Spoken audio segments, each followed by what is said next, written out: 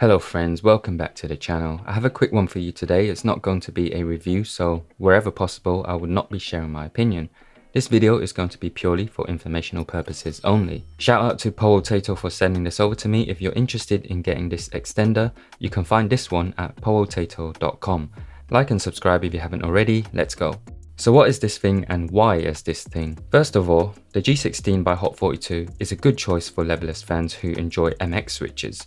It's actually the only Haute42 controller in their pad series that uses them. They have two models in the board series that uses MX switches as well, but those are smaller and have keyboard keycaps. The body of the G16 is quite compact, and that's fine if you play on your desk, but for lap players like myself who want to spread out a bit, it's not ideal, and that's where this extender comes in. The G16 extender turns this into a longer, wider and thicker controller. When installed, the final dimensions are 296 by 195mm and it's 18mm deep.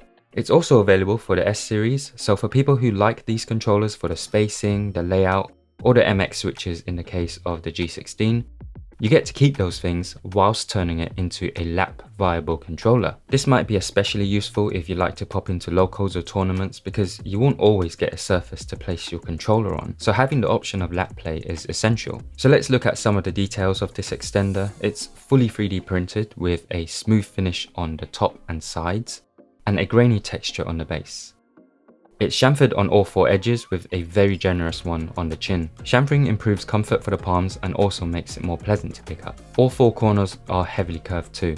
There's a loop on the top left for charms and key rings, and also cutouts for the USB-C socket and the EXT port for authentication devices. As you can see, I have the Brook Wingman plugged in at the moment. By the way, this is unrelated to the extender, but I have to mention the peak quality of these prints. Powotato was kind enough to send me this set of prints featuring Bastet from 2KXO, and I was instantly impressed by how it looked and felt. So if you're planning to get some prints for your arcade controllers, check out the printing service on powotato.com.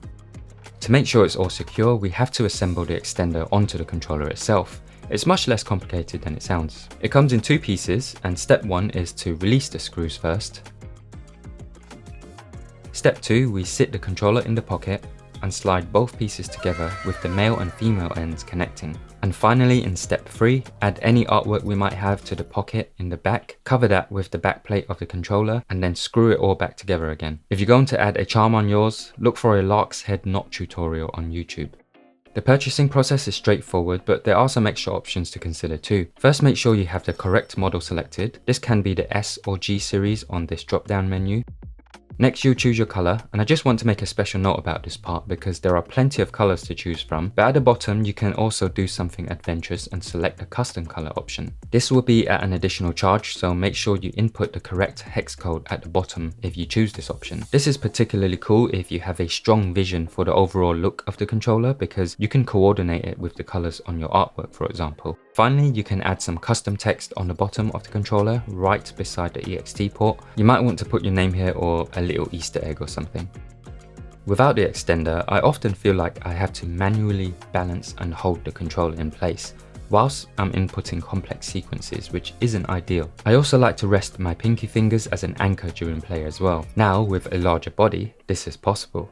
Adding this to the G16 has made a noticeable difference to me, and I couldn't help but smile during my playtest because it's a fun controller to use, and now that my gripe with the size is eliminated, I'll be more inclined to play with it. Thanks for joining me for this quick video today, and check out the link below if you're interested in this extender. Like and subscribe if you found this video helpful, and if you want to see my top 10 favorite leverless controllers of 2024, click on this video.